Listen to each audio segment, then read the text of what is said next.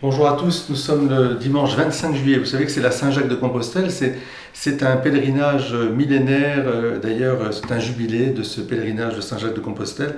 Ça tombe un dimanche et c'était l'occasion aussi de rendre grâce pour cet esprit de pèlerinage qui traverse le monde entier depuis Abraham, sors de ton pays, je te montrerai la contrée où tu dois venir. Nous aussi, nous avons gardé cet esprit de pèlerinage, d'être des pèlerins de l'absolu de Dieu. Ça me permet en ce dimanche de remercier tous les jeunes qui sont en camp, divers et variés, bien sûr le scoutisme, une grande part, mais aussi tous ceux qui donnent du temps pour que d'autres jeunes puissent marcher aussi sur la bonne voie. Je pense aussi à un camp missionnaire qui a eu lieu chez nous, Ephatha, un beau camp organisé par le père Baptiste Vanel et le père Andrés Zunagimva, je me rappelle son nom, j'ai du mal à le prononcer. C'est notre vicaire, il me pardonnera, notre vicaire costaricain. Mais voilà, ils ont une quarantaine de jeunes qui ont été au contact de la population de Carpentras pour annoncer la bonne nouvelle du salut, la joie de l'évangile.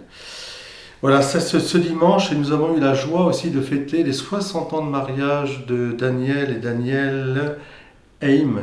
60 ans de mariage, des noces de diamant, en ce jour où le pape François avait voulu faire de cette journée une journée mondiale des personnes âgées et des grands-parents. Alors oui, qu'il est beau d'aimer, qu'il est beau vraiment d'aimer dans le Seigneur. Et mon Dieu, que ton nom est grand et beau par toute la création, mais surtout dans le mariage. C'est l'occasion de vous bénir tous, les familles, en cet été. Et puis, comme nous sommes dans une période évidemment aussi un peu de passe sanitaire, il faut des passes dans tous les sens. Et je pense aussi, quelque part, vous m'excuserez mon tour de mots, le jeu de passe-passe qu'il peut y avoir. Je pense aussi à ce motu proprio du pape François sur la messe tridentine, la messe en rite romaine, mais en rite en forme extraordinaire. Je pense que c'est un message plutôt je dirais, d'espérance et de paix. Un motu proprio, c'est un acte disciplinaire qui donne bien sûr une orientation, mais qui n'est jamais définitif. Tous les souverains pontifes font des motu proprio. Et il est important que nous, prêtres, comme aidés par les évêques, bien sûr, nous puissions apporter un message de paix à tous les fidèles, car l'Église est une mère, l'Église est catholique, ça veut dire universelle.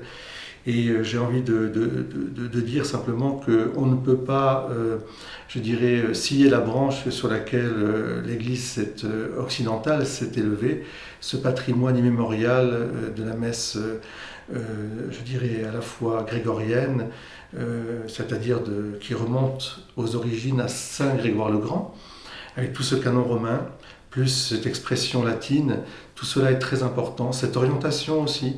C'est vrai qu'il faut garder un sens de l'Église et vivre cela dans l'Église et avec l'Église, je dirais, en le vivant en 2021.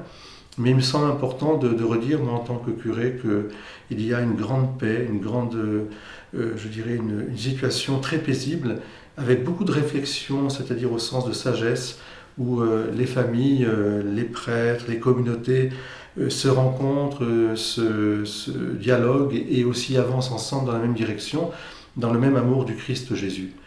Voilà ce que je voulais vous dire simplement pour que vous gardiez tous confiance et espérance et surtout, que nous n'ayons pas à revivre, j'appellerais cette guerre de religion que nous avons connue hélas trop dans les années 70. Que le Seigneur nous garde, nous bénisse, fondés sur les apôtres, en particulier sur l'apôtre Pierre et tous les apôtres dont Saint Jacques que nous fêtons aujourd'hui. Et je souhaite une très belle fête à tous les Jacques.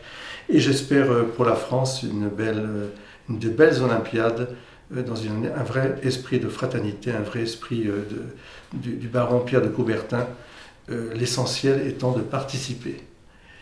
Mais il faut gagner quand même. Merci. Bon dimanche.